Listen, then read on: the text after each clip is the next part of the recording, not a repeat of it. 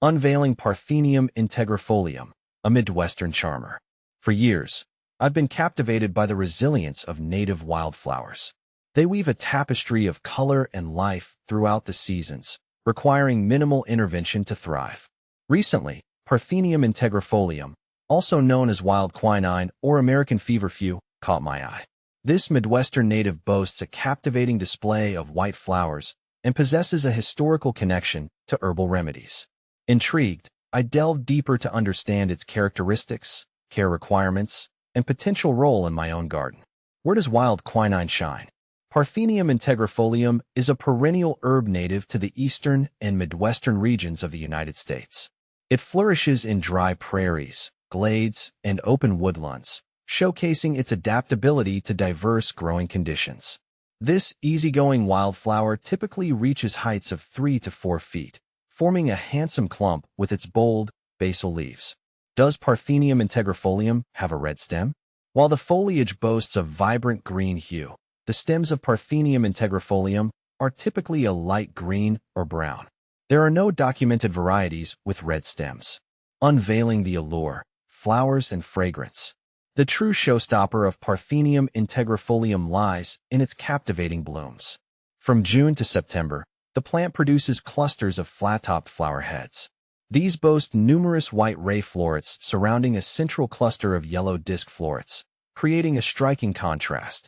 While the fragrance of Parthenium integrifolium is mild, it attracts a variety of pollinators, including bees, wasps, and beetles, adding a touch of life and movement to your garden. Beyond beauty, a historical connection.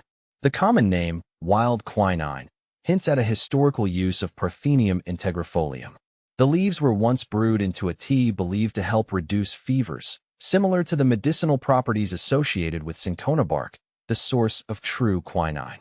However, it's important to note that the effectiveness of Parthenium integrifolium for medicinal purposes hasn't been extensively studied, and consulting a healthcare professional is always recommended before using any herbal remedy. How to care for Parthenium integrifolium. If you're looking for a low-maintenance wildflower that adds a touch of prairie charm to your garden, Parthenium integrifolium is a fantastic choice. Here's what you need to know. Sun exposure. This wildflower thrives in full sun, receiving at least 6 to 8 hours of direct sunlight daily. Soil preference. While adaptable, Parthenium integrifolium prefers well-drained soil on the drier side. Amending your soil with sand or gravel can improve drainage if needed. Watering.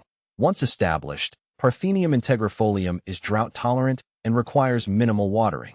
Deep watering during prolonged dry spells is sufficient. Planting and care. Planting can be done in spring or fall. Space plants 18 to 24 inches apart and deadhead spent blooms to encourage continuous flowering. Perfect partners for wild quinine. Parthenium integrifolium blends beautifully with other native wildflowers. Here are some ideas for companion plants. Purple coneflower, Echinacea purpurea adds pops of vibrant purple alongside the white blooms. Black-eyed Susan, Rudbeckia hirta creates a cheerful display of yellow and black. Little bluestem, Schizocurium scoparium provides textural contrast with its feathery blue foliage. Butterfly milkweed, Asclepias tuberosa attracts butterflies while adding a unique flower form. A sustainable choice. By incorporating Parthenium integrifolium into your garden, you're not just adding beauty, you're also supporting the local ecosystem. This native wildflower provides vital food and habitat for pollinators, contributing to a healthy and thriving garden environment. The allure of the native. Parthenium integrifolium has captivated me with its simple elegance and historical intrigue. It's a testament to the beauty and resilience of native wildflowers. As I introduce it to my garden, I'm not just adding a splash of color, but also creating a haven for pollinators and fostering a connection to the natural heritage of the Midwest.